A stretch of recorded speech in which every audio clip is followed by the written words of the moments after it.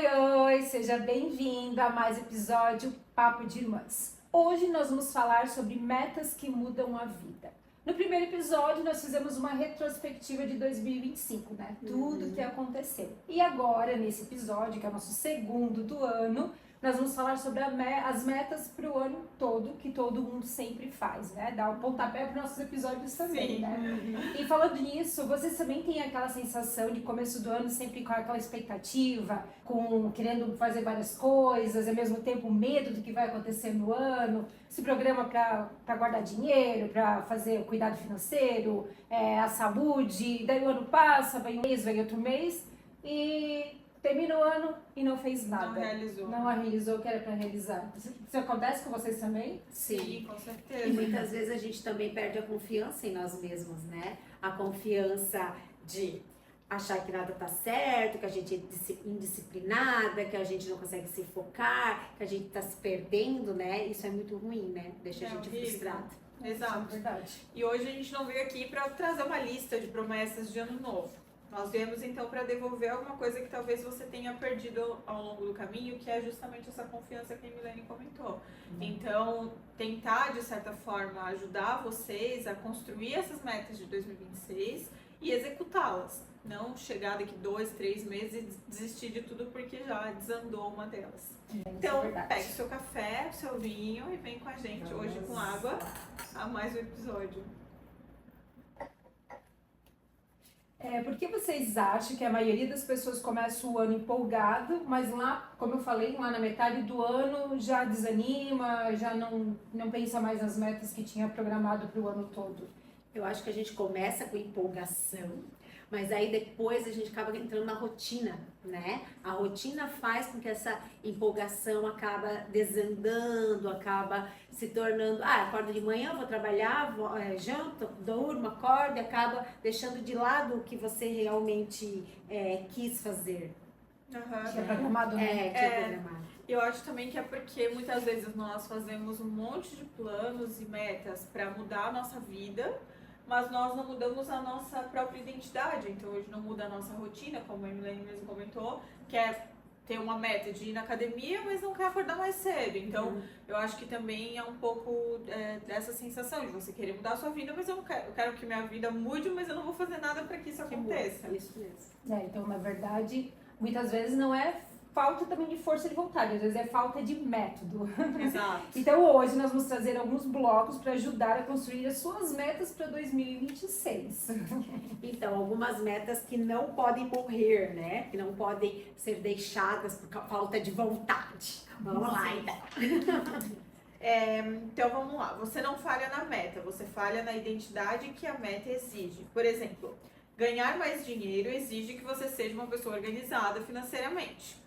Cuidar da saúde exige que você seja uma pessoa que prioriza isso na tua rotina.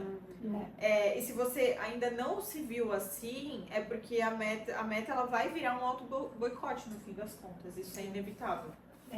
Então a pergunta não é o que eu quero para 2026. É quem eu preciso me tornar para conseguir as coisas que eu quero em 2026. Né? É isso. Exatamente. Então vamos falar um pouquinho sobre metas financeiras. O dinheiro mexe em tudo na vida da gente, né? Ele faz parte do nosso dia a dia, né? E por que o dinheiro pesa tanto na nossa mente e no nosso emocional?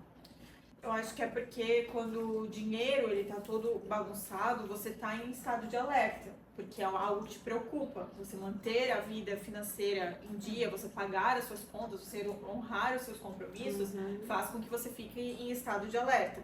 Então, acorda pensando em conta, toma decisões com medo e aceita coisas que não deveria aceitar. Isso é verdade.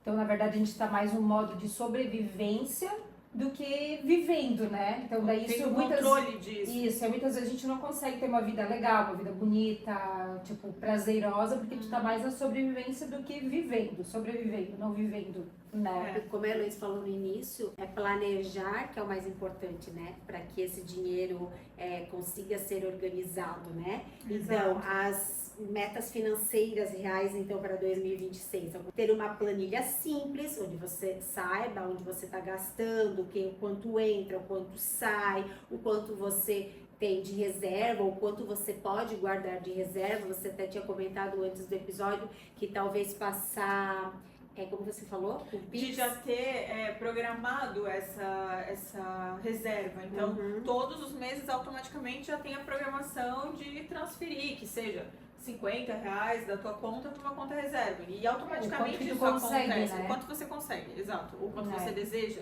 que vai estar nesse planejamento que você vai fazer. Então, como sai automaticamente, não é algo que você para pensar, esse mês eu preciso fazer essa reserva. Sai automaticamente, está programado todos os meses, dependendo do valor, é um valor que você nem vai sentir. E no final do ano vai chegar num montante que é uma reserva que vai te ajudar aí nos teus objetivos também, né?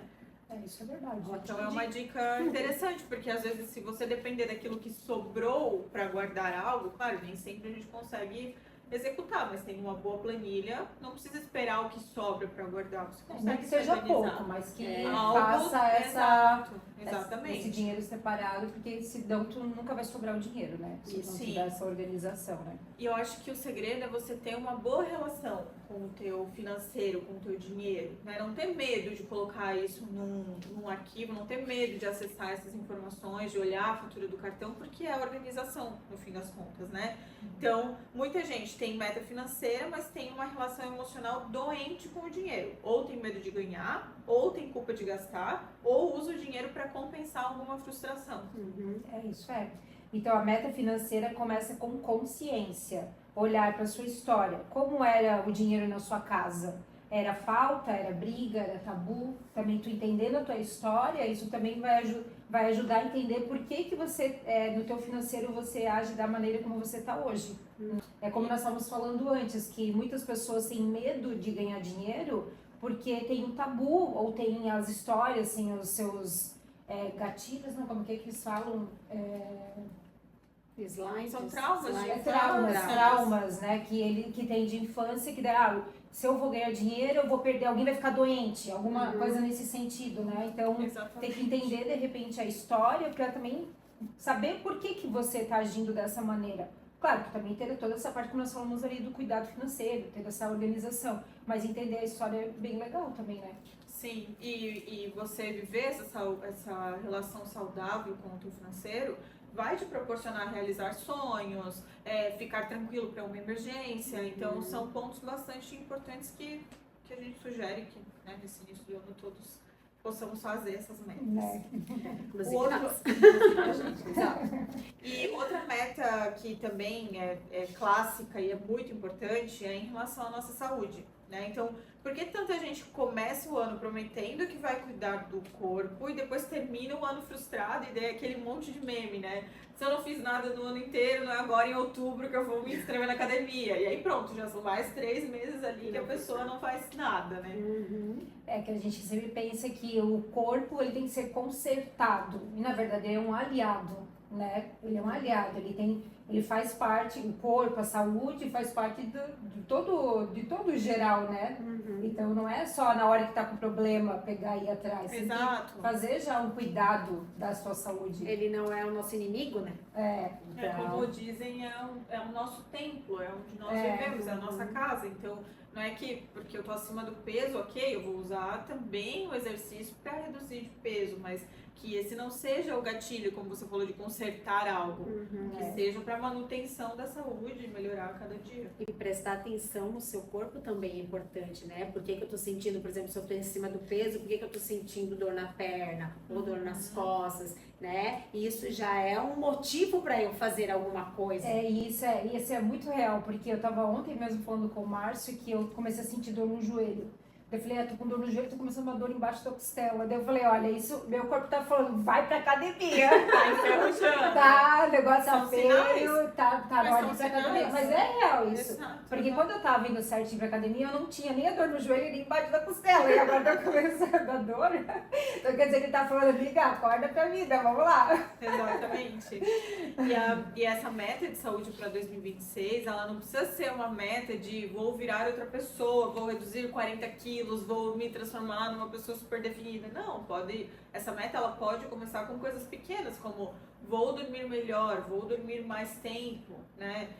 Vou me mexer 3 vezes na semana, não significa ir lá puxar ferro 2 horas na academia, às vezes uma caminhada de 30 minutos já é um diferencial para quem tá parado, né? Vou parar de me odiar ao me olhar no espelho, já é um incentivo também para você começar a se reparar, entender o seu corpo, analisar esses sinais, então... Em vez de encher a garrafinha de água, eu vou buscar o copo de água, né? Que daí eu já sou obrigada a levantar para Usar a buscar, escada ao invés do elevador. isso, coisas pequenas que às vezes fazem uma grande diferença. Mas no meu caso, eu tenho que levar a garrafinha para falar que eu vou tomar mais água. Também tem esse caso, isso também, depende de pessoa para pessoa, né? Então a meta, essa meta da saúde, na verdade, ela é mais importante do que a externa, porque é um cuidado interno. É mais do que trocar de carro, fazer uma viagem, conquistar coisas. É mais importante essa meta interna, porque se você tá bem, né, fisicamente, depois o resto vai se encaixando também. Porque senão você vai fazer uma reserva financeira, vai ter a possibilidade de realizar uma viagem, vai ter uma dor no joelho que não vai te possibilitar caminhar na viagem. Exato, tem todo sentido, faz todo sentido. Muito bem. E o próximo bloco, então, são as metas emocionais, que são as que organizam a sua mente, as suas emoções e os seus limites, porque você não consegue viver uma vida equilibrada com o emocional desorganizado. Que é o que eu falei antes, que daí é a história que você tem que estar cuidando por dentro, né, a parte da saúde e do emocional, e depois pensar no fora, das conquistas materiais que você vai ter, né? E a gente precisa também ter autorresponsabilidade com esse emocional, né? Saber cuidar dele, né? De repente um psicólogo, fazer alguma coisa diferente, se cuidar mesmo, né? Porque às vezes a gente pensa, eu só mês esse mês, vamos ver se eu consigo fazer sozinha, vamos ver se eu consigo cuidar de mim sozinha. E às vezes passou o ano inteiro, você não conseguiu, não se ajudou, né? Não procurou nem escutar alguma coisa de autoajuda que fosse no podcast e não realizou nada, né? Então, assim, quando a gente fala de emocional, não é só sobre a gente, mas é sobre o que acontece com a gente, né? Os relacionamentos também, né? E os relacionamentos que estão ao nosso redor, né? Porque tudo influencia. Sim. Daí falando até em relacionamento, é aprender a dizer não sem culpa e parar de explicar demais e entender que o amor não é sacrifício, é constância. E daí faz parte do relacionamento. Isso aí. A parte emocional. E relacionamento saudável não acontece só no automático, né? Ele precisa ser intencional, né? Ele precisa ser uma troca, ele precisa ser uma conquista, ele precisa ser algo que eu me amo e eu amo o outro, né? Tem aquele ditado que diz, né? Como é que eu vou amar alguém se eu não me amo, né? Então a gente precisa estar bem com a gente mesmo para depois poder conseguir amar os outros e conversar com os outros. E às vezes a meta é conversar, às vezes se afastar e principalmente se curar, né? Isso mesmo. E além de você ter uma meta do cuidado emocional, que às vezes também pode envolver, inclusive, uma crença, né? Então eu vou me conectar mais com Deus, são diferentes formas emocionais que você pode desenvolver essas metas para esse ano, né? E ainda falando do emocional, o que seria, por exemplo, uma meta para um casal, né? Um casal que no emocional precisa se fortalecer como meta para esse ano. Aqui tem alguns exemplos, como uma ideia que seria uma noite do casal por mês, onde não usa celular, que deveria ser todas as noites. Mas assim, eu e o Márcio, nós temos uma vez por mês, é o nosso momento. Eu sou casada, não tenho filhos, mas a gente tem os nossos compromissos durante a noite, né, no geral. Então, uma vez por mês, pelo menos, nós tomamos vinho na cama, a gente assiste TV, toma um vinho, conversa, é o nosso momento e de ninguém mais, sabe? Então, é uma vez por semana, eu falei uma vez por mês, é uma vez por semana que a gente tem isso. E é uma coisa que eu acho muito legal, isso, querendo ou não, faz uma conexão muito forte com o casal. Nós não temos filhos, mas mesmo assim nós temos um compromisso. Imagina quem tem filhos, né? Então tem que ter mais ainda isso, né? Isso, e pra vocês é uma meta que já virou rotina, Já né? virou Quem rotina. sabe agora é colocar uma outra meta para proporcionar uma outra experiência, talvez. Também. Ou acrescentar alguma outra coisa, talvez, para se fortalecer ainda mais, né? Como ideia. Eu tive as ideias, né? Não posso compartilhar nesse momento. Mas enfim, assim como a Elaine falou, um outro ritual que sugere aqui é de toda semana ter um ritual de conversa. Então, como você está? Como você está se sentindo? né? Porque às vezes você não para ter essa conexão com o seu parceiro, com a pessoa que você convive. O celular é uma coisa que, querendo ou não, no Afasta, relacionamento afasta muito, né? Exato. Porque eu já me peguei com ele, os dois sentados, um cada celular, ou às vezes olhando os dois o mesmo celular, mas por que não fala, não conversa, né? Mas Aproveita esse isso momento tem juntos, que ter isso mesmo. E também, falando já de relacionamentos, para amizade, né? Escolher com quem você quer manter perto, marcar um café pelo menos uma vez por mês, né? Ter um encontro, não só falar, vamos marcar, não. Pega e marca, pelo menos uma vez, coloca isso numa meta. Eu também tenho isso. Eu tenho meus grupos de amigas e um grupo que nós todo mês nós nos encontramos, todos os meses.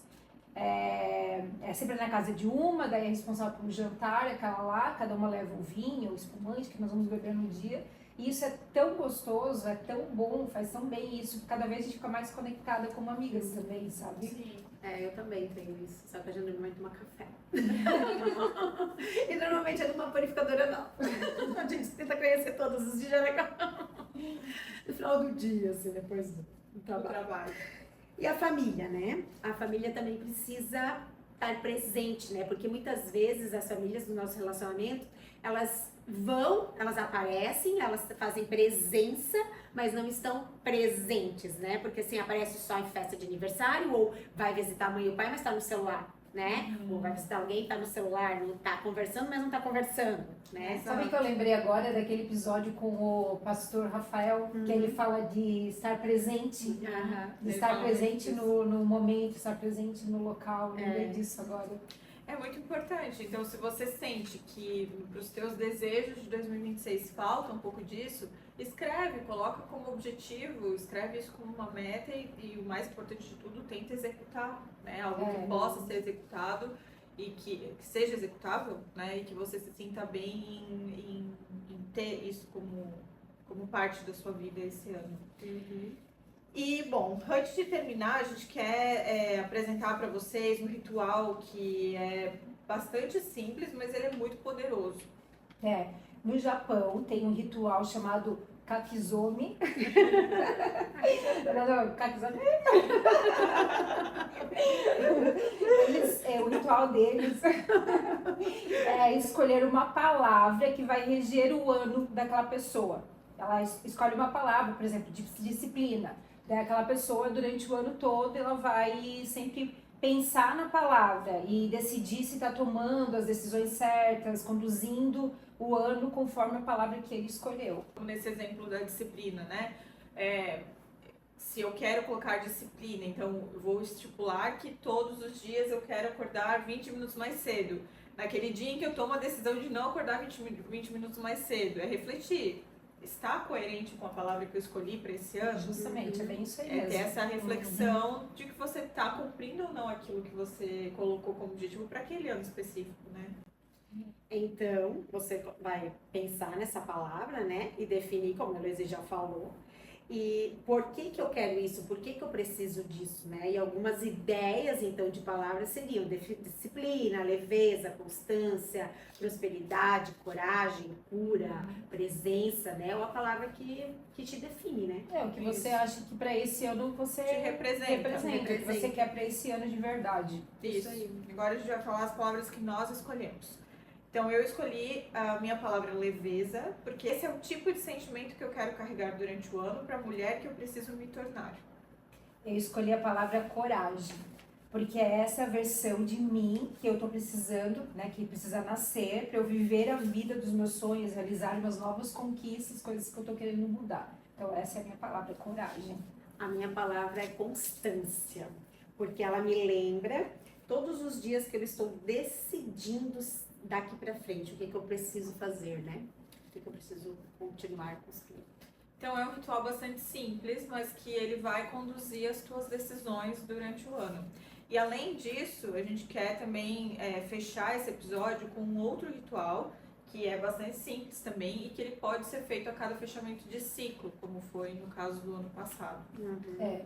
Ou final, cada ano, final do você ano, pode ou fazer, quando acontece alguma coisa que você queira fazer um fechar, fazer um check-out. Aí você vai pegar o papel, vai escrever o que eu deixo que eu deixo em 2025. Escreve tudo que você que não serve Vai mais, ficar que lá, tá né? pesado, Que que não faz mais parte de você. E você vai pegar esse papel e vai queimar ele. E depois que você fez isso, você pega outra folha e nessa folha, então, você escreve tudo o que você quer para 2026, né? Por exemplo, 3 metas financeiras, 3 metas de saúde, 3 emocionais, 3 de relacionamento. Então, aí você dobra esse papel e coloca num lugar que é importante para você, dentro da sua carteira, dentro de uma bíblia, dentro de um livro que você gosta muito, ou alguma coisa que você gosta de carregar, né? E todo mês você abre e releia esse papel, para que aquilo fique marcado na sua vida e você possa analisar tudo que você foi conquistando até então. Exato. E nesse papel dos novos desejos, você também coloca essa palavra que a gente comentou antes. Então, essas metas que a Milene mencionou ficam também vinculadas a essa palavra que vai te guiar durante o ano. Que vai ajudar você sempre tá Direcionar, manter o foco. Exato. Uhum. Então, o papel que queima, ele não é só um papel, ele é um encerramento. E esse papel novo que você guarda é um acordo com você mesmo, para aquilo que você quer. Uhum. E se esse episódio te tocou, é porque você está pronto. Pronto para parar de se prometer demais e começar a cumprir. E se você gostou desse episódio, não guarde só para você, compartilhe com todo mundo, que faz sentido também. E é isso, então, que 2026 não seja só um ano, mas que seja a possibilidade de uma nova história, de novas metas, novas conquistas e muitos desejos realizados. Porque todo papo entre irmãs Vira assunto de podcast. Tchau!